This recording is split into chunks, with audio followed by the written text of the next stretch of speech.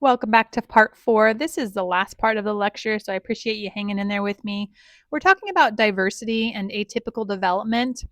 Really, the goal of this portion of the lecture is to reflect on how we think about atypical development and maybe broaden our horizons a little bit around our understanding of what atypical development is and how it can both hold areas for improvement and areas of strength. I wanted to go ahead and share a slide with you around neurodiversity and how a lot of these things we think of as being are atypical because they are neurodiverse, but we tend to have a negative connotation with them. We apply some negative thinking around possibilities and think of it more as a deficit, when in reality, a lot of these things can have things to work on, but also areas of real strength. So when we think about something like dyspraxia, those children, typically are struggling with a certain set of skills, but they also tend to be more empathetic and have higher levels of intuition. We think about dyslexia and the difficulty in reading and those skills. We know there's an area of improvement for there, but we also see that children who have dyslexia have higher visual thinking and 3D mechanical skills. And for each one of these things that we typically associate with having some type of deficit, because there is an area of need for improvement, there are skills that are typically more advanced that accompany it. So it's a different way of thinking about neurodiversity in the sense that it's not a setback, it's not necessarily a deficit or something to change or look down upon. It is truly just a difference. It's a difference in the brain development and functioning from neurotypical development. And because we have this difference, we also have it offset by some real positives. So we start thinking about neurodiversity instead of a lens of being what's normal and not normal to how it's just different. And that has different possibilities with different strengths. That's really the piece around neurodiversity, is thinking of it as different with different strengths and different areas of growth. I wanted to share with you one more concept, and this is around the autism color wheel. A lot of times when we think about autism, we will describe it as the autism spectrum disorder because we have an understanding that not every person with autism is going to have the same areas of need or the same areas of struggle or the same areas of strengths.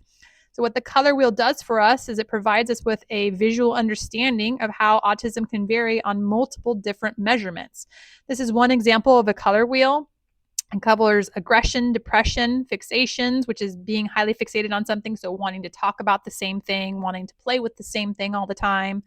Abnormal or flat speech, that's just when you speak very monotone, so you would have the same kind of inflection in your voice all the time. Noise sensitivity, being very sensitive to loud noises or certain sounds. Social difficulty, having a hard time reading social cues or having a back and forth interaction. Anxiety, obviously had that feeling that maybe something's not going to go right. Abnormal posture, not holding yourself up tall. Poor eye contact, so if somebody says your name, you may not look at them, or while you're carrying on a conversation, your eyes are not connecting with that person. Having tics or fidgets, the need to kind of continually move your body, which is what we would also classify from a psychological point of view as stereotypical behavior. And then aggression, so how much you kind of have an impulsive response to things. And depression, I think we all know what that is. Basically, what this is saying is that you can have autism and have varying degrees of all of these things. If you were a neurotypical person and did not have autism, the entire color wheel would be filled in. It would be full of color. So if you see an area with less color, that's definitely an area that's going to be a higher need area, something that they're going to have to invest more time on to help regulate or to mask. If that's the case, if they plan on masking, it's going to be something that's a little bit going to show up more on the spectrum for them. So for this color wheel here, we can tell this person utilizes more abnormal or flat speech than a neurotypical person would. They have pretty normal posture because it's almost filled in all the way. And they also are going to have higher rates of aggression and depression than somebody who is neurotypical. So again, it's an idea of understanding that when we think about autism spectrum disorder, it's not linear. It's not a line that goes all the way across. It's not you either have a lot of it or you have a little of it. It's that you have multiple areas that can be impacted. Okay. With that in mind, I want to thank you for joining me this week. As always, please reach out if you need help. I will see you in your watch and work. Bye.